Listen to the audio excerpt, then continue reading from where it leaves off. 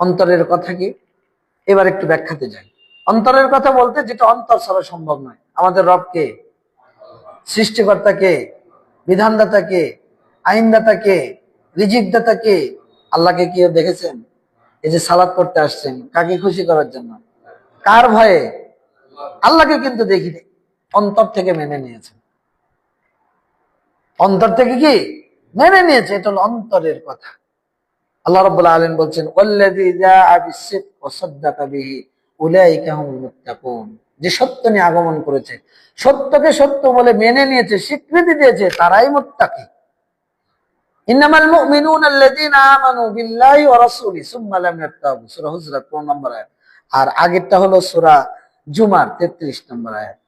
আল্লাহ বলছেন মুমিন তারাই যারা আল্লাহর প্রতি ঈমান এনেছে, নবীর প্রতি ঈমান এনেছে। এই ঈমান আনার ব্যাপারে তারা সংশয় প্রকাশ করে। আল্লাহ সালাত ফরজ করেছে, এই সালাতের ব্যাপারে আপনার কোনো সংশয় আছে?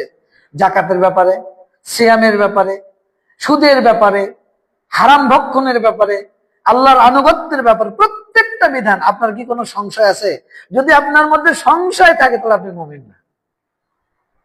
যদি কোনো ব্যাপারে আর রহমান আলাল আরশ ইস্তাওয়া, আল্লাহ কোথায়, আপনি যদি এখন চিন্তা করেন যে আল্লাহ তো বলেছে, আমি এটা মানি না, আল্লাহ সারা জমিনে সর্বত্র বিরাজমান, তার মানে আপনার অন্তর থেকে আল্লাহকে স্বীকৃতি দিতেই পারেন। আপনার ঈমান কোথায়? এই জন্য ঈমানের প্রথম কথা হলো অন্তরের স্বীকৃতি। কিসের স্বীকৃতি? অন্তরের। রাসূলুল্লাহ সাল্লাল্লাহু আলাইহি সাল্লাম বলছেন, যে ব্যক্তি সাক্ষ্য দেবে আল্লাহ ছাড়া সত্য কোনো মাবুদ নেই, মুহাম্মদ আল্লাহর রাসূল, লা ইয়ালকাল্লাহা বিহিমা আবদুন গায়রা শাকিন ফিহিমা ইল্লা দাখালাল জান্নাহ।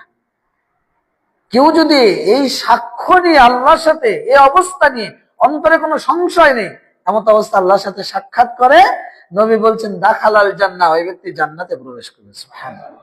হাদিসটা আবু হুরায়রা রাদিয়াল্লাহু থেকে বর্ণিত, সহিহ মুসলিম 27 নম্বর। এটা হলো অন্তরের কথা। অন্তরের আমল কি?